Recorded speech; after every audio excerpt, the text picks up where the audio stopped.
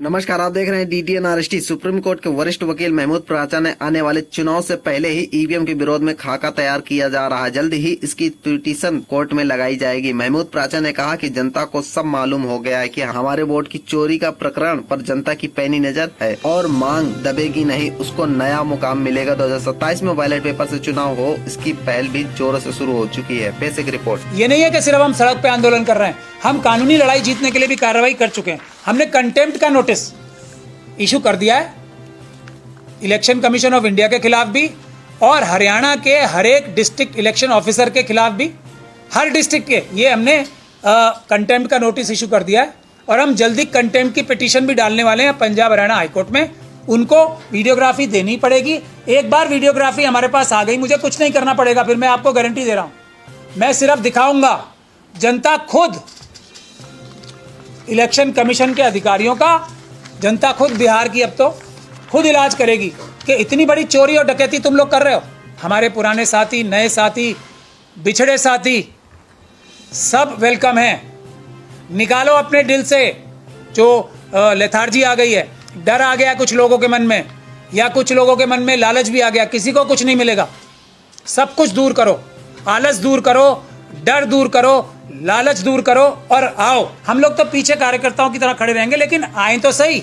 जो हमारे दूसरे जो प्रिय साथी हैं जिनकी तरफ आप इशारा कर रहे हो, आए वही लीड करें।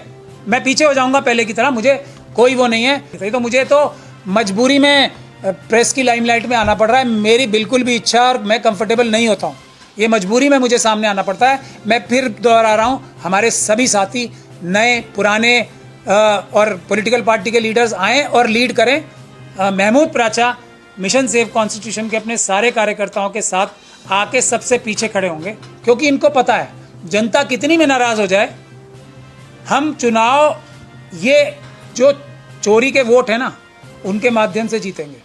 पेपर बैलेट से जब तक चुनाव नहीं हो रहे, ये 20% एक्स्ट्रा वोट चुरा कर इलेक्शन जीतेंगे, धांधली करके इलेक्शन जीतेंगे। ये बात इन्हें 100% पता है। तो जब तक अगर इनको हटाना है तो सबसे बुनियादी बात यह है कि पेपर बैलेट से चुनाव का आंदोलन होना है, हो ही रहा है, वो मजबूती से होना है। और पेपर बैलेट का आंदोलन जैसे जैसे ताकत पकड़ेगा, अगर पेपर बैलेट से चुनाव होंगे तो एक एक सीट के लाले पड़ जाएंगे बीजेपी और आरएसएस को। ये इस देश की हकीकत है। इस देश से, इससे कोई भी देश में व्यक्ति जो ईमानदार है, सच्चा है, संविधानवादी है, अम्बेडकरवादी है, नजर नहीं चुरा सकता। दूसरी जो सबसे बड़ी ताकत है इन मशीनों के अलावा, वो है स्लीपर सेल्स। हर एक पार्टी में, जैसे बसपा इतनी मजबूत पार्टी है, मिश्रा जी हैं वहां पे, वो एक ही अकेले काफी हैं पूरी बसपा को तबाह करने के लिए। वो तबाह करने के लिए पूरी शक्ति से आगे जा रहे हैं। उनके कारनामे कई पता आप लोगों को नजर आ ही रहे हैं बसपा के अंदर जो हो रहा है। दूसरा, कांग्रेस के अंदर तो मैं बता ही चुका हूँ कौन कौन स्लीपर सेल हैं। जयराम रमेश, वीणु गोपाल, अब तो शशि थरूर और सलमान खुर्शीद, ये सब स्लीपर सेल ही तो हैं। जाके मोदी जी की तारीफ कर रहे हैं बाहर जाके, और देश की तारीफ करो भाई। मोदी जी का तो नाम लेते ही देश का नाम नीचे होता है। तो वो कोई भी वफादार आदमी नहीं है देश का जो मोदी जी का नाम जाके कहीं भी लेता है। देश का नाम लो, अपने आप अच्छा हो जाएगा सब। मोदी जी का नाम लिया, सब खराब। तो ये सलमान खुर्शीद टाइप लोग, शशि थरूर टाइप लोग जाके मोदी जी की तारीफ कर रहे हैं वहाँ पे, तो देश का नुकसान करने जा रहे हैं।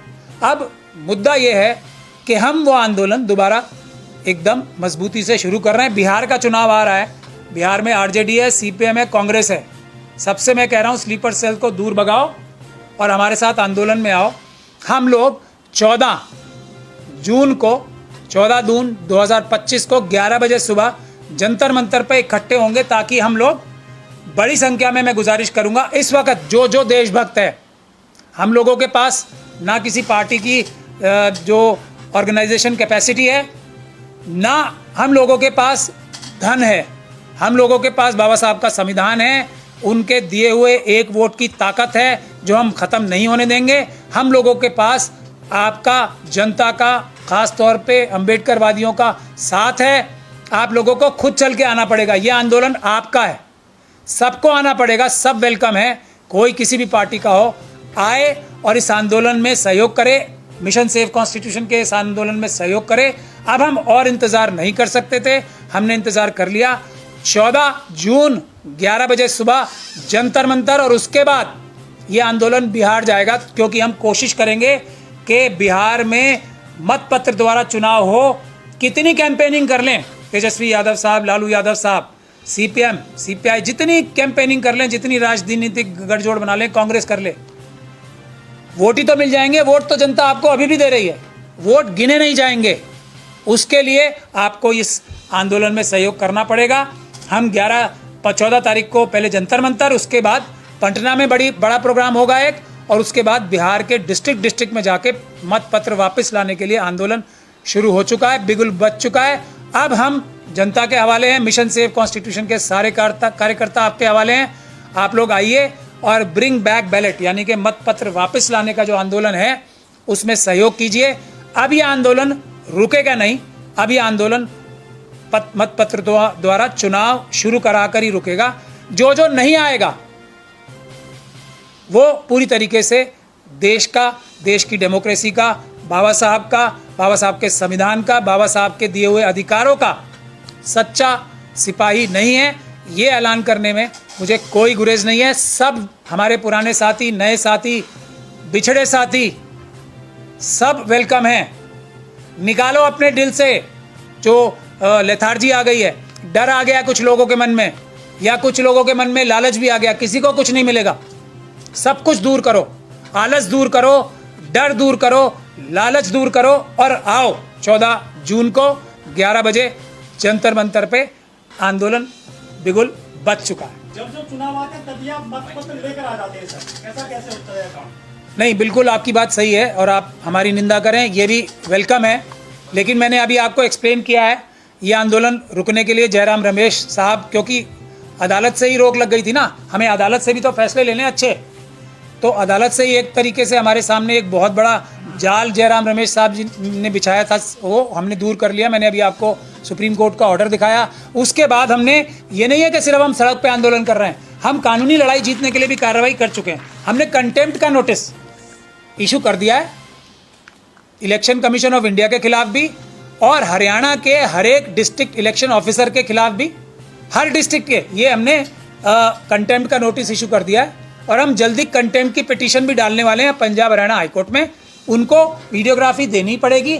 एक बार वीडियोग्राफी हमारे पास आ गई, मुझे कुछ नहीं करना पड़ेगा, फिर मैं आपको गारंटी दे रहा हूं। मैं सिर्फ दिखाऊंगा, जनता खुद, इलेक्शन कमीशन के अधिकारियों का, जनता खुद बिहार की अब तो खुद इलाज करेगी कि इतनी बड़ी चोरी और डकैती तुम लोग कर रहे हो। ये हमने नोटिस दे दिया है हर एक डिस्ट्रिक्ट इलेक्शन ऑफिसर को, और जो सीईओ हैं हरियाणा के उनको भी, और इलेक्शन कमीशन ऑफ इंडिया को भी।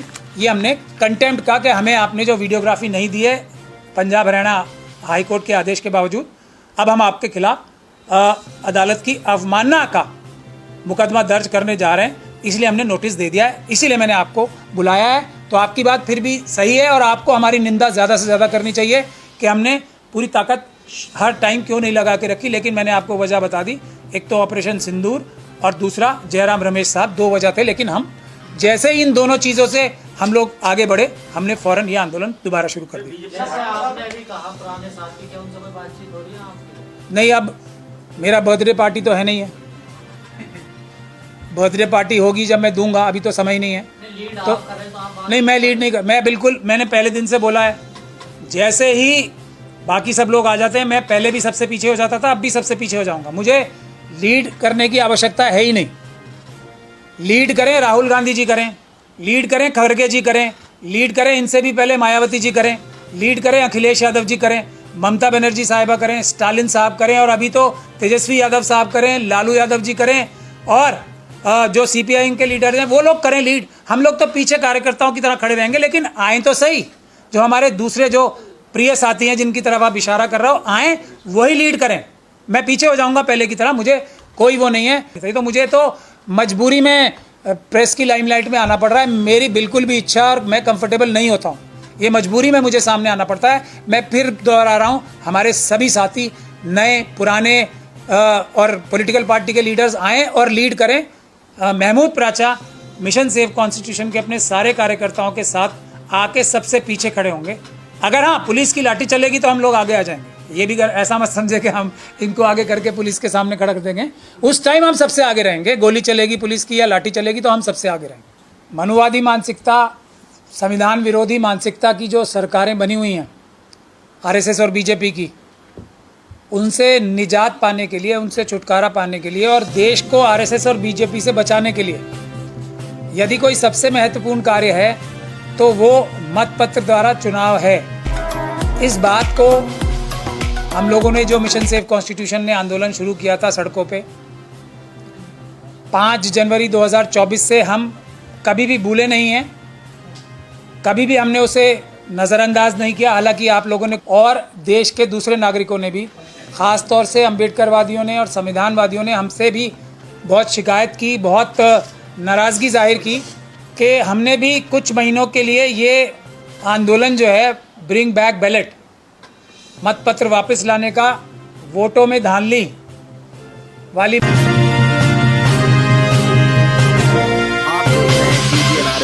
मशीनों का जो विरोध था और मतपत्र वापस लाने का जो आंदोलन था, थोड़ा धीमे कर दिया था।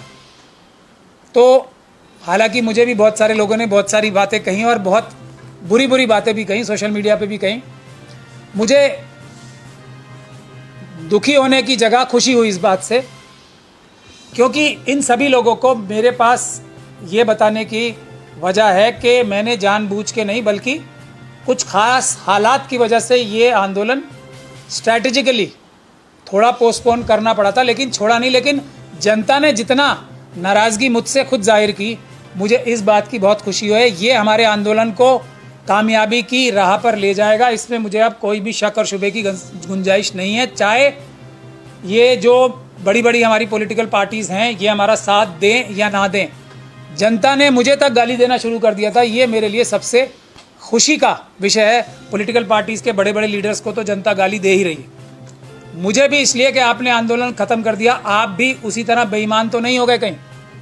तो मैं पहले तो सफाई दे दूं अपनी खुशी जाहिर करने के बाद, यही काम आपको करना है जनता को। जो व्यक्ति पेपर बैलेट लाने के लिए आंदोलन नहीं कर रहा, वो संविधान का सही रक्षक नहीं है। उसको आप सवाल करो, सड़क पे करो, उसके घर में जाके सवाल करो, अगर वो ख़ास तौर पे अपोजिशन पॉलिटिकल पार्टी का मेंबर है। ये सबसे अच्छी बात है। दूसरी बात ये, अब मैं सफाई भी दे दूं अपनी। आप सब लोगों को याद होगा कि हमने पंजाब हरियाणा हाई कोर्ट से एक बहुत ही अच्छा ऑर्डर लिया था कि 90 की 90 सीटों पे, ये हमने 9 दिसंबर 2024 को लिया था, हमें वीडियोग्राफी मिलेगी। ये वीडियोग्राफी से हम किस तरीके से आरएसएस और बीजेपी को इलेक्शन कमीशन चुनाव जिताती है, हम देश की जनता को अपनी आंखों से दिखा देते, सिर्फ बड़ी बड़ी स्क्रीन्स लगा के 90 की 90 हरियाणा में कॉन्स्टिट्यूंसीज।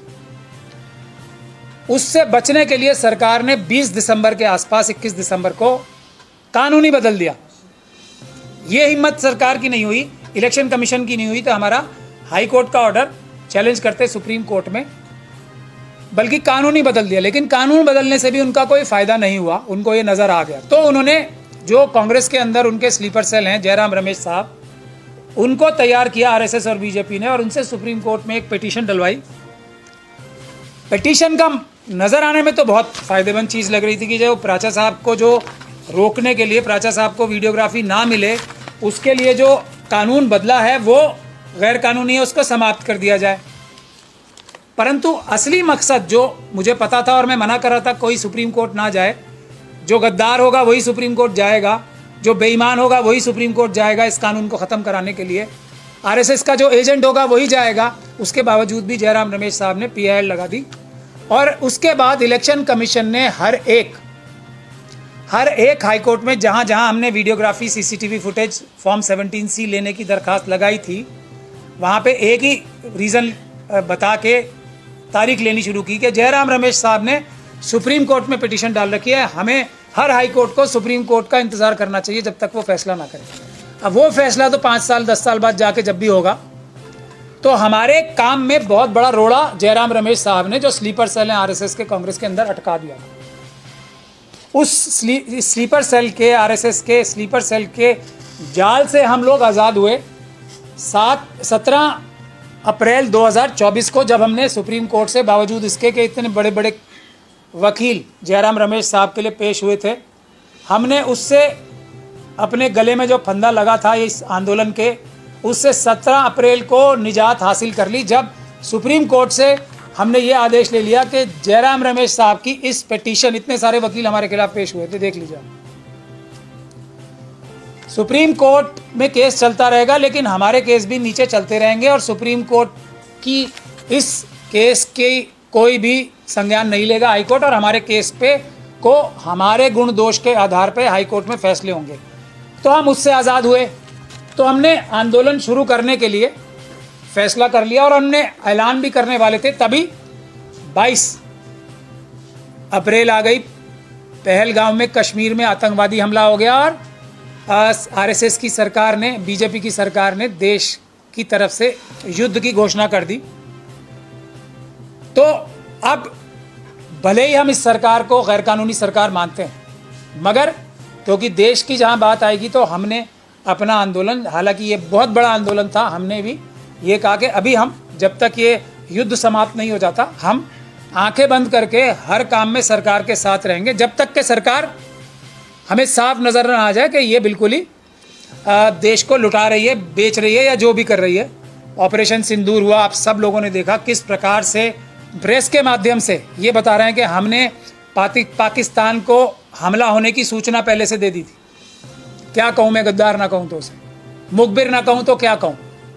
तो मजबूरी में मुझे ये कहना ही पड़ रहा है कि जो मुखबिरी पाकिस्तान को की थी के बावजूद भी सेना ने आतंकवाद को ख़त्म करने के लिए बिल्कुल आखिरी, जब वो कगार पर थे, तो ट्रंप साहब के कहने से, और ट्रंप का साहब को कहा क्यों था, क्या वजह थी, मोदी जी के जो सुब्रमण्यम स्वामी साहब कहते हैं ट्रंप साहब से और चाइना से मोदी जी डरते हैं, वो अडानी की खातिर, अडानी का डरावा दिखा के, कोई ट्रेड का नहीं होगा डरावा, मुझे ऐसा नहीं लगता। बेसिक वजह जो ट्रंप साहब नहीं बता रहे हैं, वो अडानी को जेल भेजने की धमकी देके मोदी जी से हमारी फौज को जीत के मुंह से वापस बुला लिया, बिल्कुल कगार पे जीत से।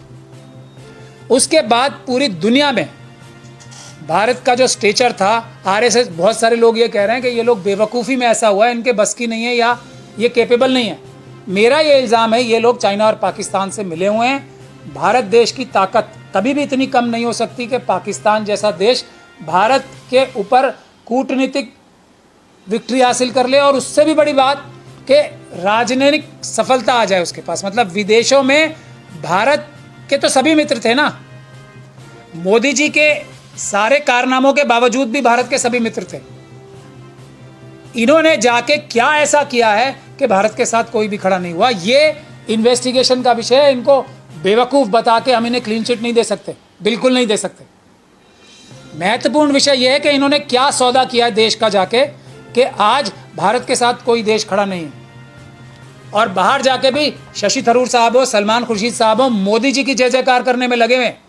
जो चीज़ हो ही नहीं सकती, मोदी जी की जय जयकार हो ही नहीं सकती, क्योंकि वो मुंह खोलते हैं और उनका पता लग जाता है कि इनके पास कुछ नहीं है। ये सब ने देखा। तो मैं अपने मुद्दे पे वापस आता हूँ। ये सब होने के बाद, उसके बाद आपने बीजेपी के विभिन्न नेताओं को देखा कि ये युद्ध के समय भी हाईवे पे क्या क्या करते पकड़े जा रहे थे। युद्ध के समय में भी ये अपने बीजेपी के बड़े बड़े जो दफ्तर करोड़ों रुपए के बने हैं, क्या क्या करते पकड़े जा रहे थे। और उसके अलावा देश में चाइना और पाकिस्तान का जो एजेंडा है, हिंदू मुस्लिम करो, और तो उन्हें पता है किसी जगह जीत नहीं सकते वो। भारत की सेना को भले ही संसाधन हो या ना हो, वो फिर भी जीत जाएगी। भारत के लोग और भारत का संविधान इतना मजबूत है, इतने ताकतवर हैं कि हम पे सब मुसीबतें आ जाए तब भी हम झेल के भी जीत जाएंगे। मोदी जी जैसे प्रधानमंत्री हो जाएं तब भी हम नहीं हार सकते। मतलब इससे ज़्यादा दुख की बात और इससे ज़्यादा मुसीबत की बात देश में कोई नहीं हो सकती कि मोदी जी जैसे प्रधानमंत्री पिछले 11 साल से हैं, फिर भी देश कमज़ोर नहीं होके दे रहा। तो ये चाइना और पाकिस्तान को पता है देश कमज़ोर एक ही तरीके से होगा, वो है जो पहलगाम में आतंकवादियों ने बोला था हिंदू मुसलमान करो, वही काम आरएसएस और बीजेपी कर रही थी। चाहे वो हमारे सेना के जो जवान हैं उनके बारे में बोला हो, जो मध्य प्रदेश हाईकोर्ट को संज्ञान लेना पड़ा, या दूसरी बहुत सारी चीज़ें जो भी हो। तो ये सब जो मुसीबतें आ रही हैं, इनका हल क्या है? देखिए, विपक्ष की पार्टीज तो ऐसी हैं, क्या बोलूँ मैं उनके बारे में, स्लीपर सेल्स हर जगह घुसे हुए हैं। मोदी जी का इस्तीफा मांगते भी लोगों को शर्म आ रही है। मेरा ये साफ तौर पे कहना है, इस वक्त जो व्यक्ति, कोई भी व्यक्ति जो आरएसएस और बीजेपी की निंदा नहीं करता, वो पूरी तरीके से देशभक्त नहीं है। इतने हालात अब आ चुके हैं, वो पूरी तरीके से देशभक्त नहीं है। खास तौर पे वो लोग जो पढ़े लिखे लोग अपने आप को कहते हैं, ये बिल्कुल साफ बात है। जो उनकी निंदा नहीं करता और जो किसी भी हद तक जाके उनका इस्तीफा मांगने की कोशिश नहीं करता, वो भी देशभक्त नहीं है। एक तो हमें ये बात साफ तौर पे कह देनी चाहिए। और कोई भी व्यक्ति आरएसएस और बीजेपी का समर्थन करता है तो उसको देशद्रोही कहने में मेरे ख्याल से कोई हिचक नहीं होनी चाहिए अब। लेकिन जो बुराई नहीं करता उनकी, वो भी पूरी तरीके से देशभक्त नहीं है। लेकिन इस मुसीबत से हम बचे कैसे? क्या मोदी जी को और अमित शाह जी को कोई फर्क पड़ रहा है, नड्डा जी को या मोहन भागवत जी को? पूरे देश की जनता, हमारी महिलाओं ने सिंदूर जब बांटने की धमकी दी थी घर घर जाके बीजेपी के कार्यकर्ताओं ने, तो चप्पलें लेके तैयार हो गई थी महिलाएं, मारेंगे इन्हें, आओ। तो ये माहौल है देश का। हर व्यक्ति मोदी जी को, अमित शाह जी को देश के साथ देश का नुकसान करने का सबसे बड़ी वजह मान रहा है। अभी आप किसी से भी जाके इंटरव्यू सड़क पे ले लो, लेकिन फिर भी इन्हें फर्क नहीं पड़ रहा। फिर भी ये बड़े बड़ी टोपियां लगा के फौज की ड्रेस में, मतलब शर्म आनी चाहिए। हमारी फौज का हर एक जो सिपाही बहादुर है, उस वर्दी में अपनी फोटो लगा के क्या दिखा रहे हो कि कोई बुज़दिल व्यक्ति भी भारत की फौज में हो सकता है? आपको तो सुब्रमण्यम स्वामी साहब ही बुज़दिल कहते हैं।